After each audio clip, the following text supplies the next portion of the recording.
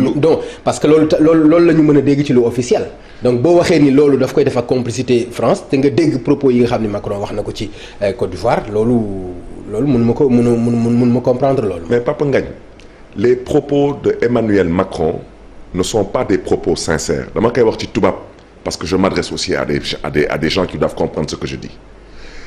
Si Macron était sincère, le président français, il aurait dit que la France ne reconnaîtrait plus de gouvernement issu de coup d'État constitutionnel. Comme la France a déjà eu à dire qu'elle ne reconnaîtrait plus de gouvernement issu de coup d'État militaire. Et depuis lors, il n'y a plus eu de coup d'État militaire en Afrique. Et même quand il y a des coups d'État, ils le rendent aux civils.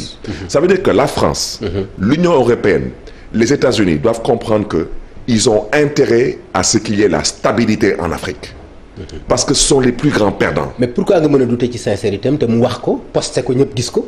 Mais parce que sincérité bi mooy la vérité c'est que si la France ne voulait pas que Condé brigue un troisième mandat il ne briguerait pas un troisième mandat. C'est idem aussi pour Ouattara. Suivez France 24, suivez les chaînes françaises, on n'en parle même pas.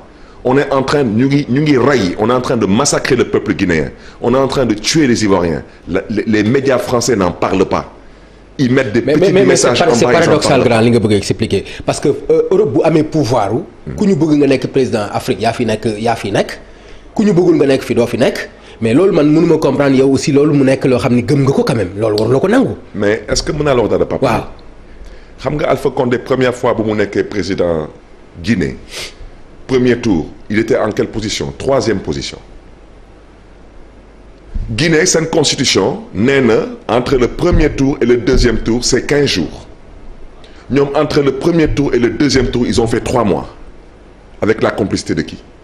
Le numéro 3 est devenu numéro 2 et après au deuxième tour il est devenu président de la Guinée. Condé musul gagné élection Guinée musul am.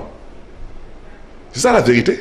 Je n'indexe pas la France, je n'accuse pas la France, mais la France doit être interpellée parce que wax ci mooy lan. D'accord. Si la Côte d'Ivoire explose, si la Guinée explose, si le Sénégal explose, mais parlons pendant qu'on y est, parlons des intérêts français dans ces économies. Mais c'est-à-dire yow da nga sori waxuloo ma CEDEAO waxoo ma UEMOA directement France nga wax. Voilà. Pourquoi? Pourquoi? La CEDEAO mérite notre mépris. Je parle pas de l'Union africaine, ce sont tous des rigolos. Xam nga dama yàlla baal xam nga nit ku ñuul dafa am nattu mooy suñu nekkee ñoom seen biir. Ils excellent dans la médiocrité. Ils se comportent comme des misérables, comme si c'est une religion. Mais soo leen jëlee nga seppi leen dugal leen rax leen ci ay tubaab foofu nag la seen xam-xam di jóg. C'est des complexés maa ngi déglu nag mais dama koy wax. Moi la chance que j'ai peut-être eu man dama màgg ak tubaab yi. J'ai quitté ce pays j'étais jeune j'avais 14 ans à peine 15 ans ma màgg ak tubaab yi ma xam leen ñun suñu waajur yi ak suñu maam yi ni ñuy xoolee tubaab yi. ak ñun ñu ñuy xoolee tubaab bi bokkul. ñun tubaab bi dañ leen respecté wante faalewuñu leen. ndax ëpp ñu xam-xam gënuñu xam lu baax gënuñu lu bëgg lu baax. wante nag nangul nañ leen ñoo ñëpp doole. ëpp ñu koom-koom wante suñu ko gesto bu baax a baax mais tey xool leen tey ci Covid-19 Covid-19 France dem ba ne Afrique yëpp kenn du dugg ci réewam. benn pays africain noir kese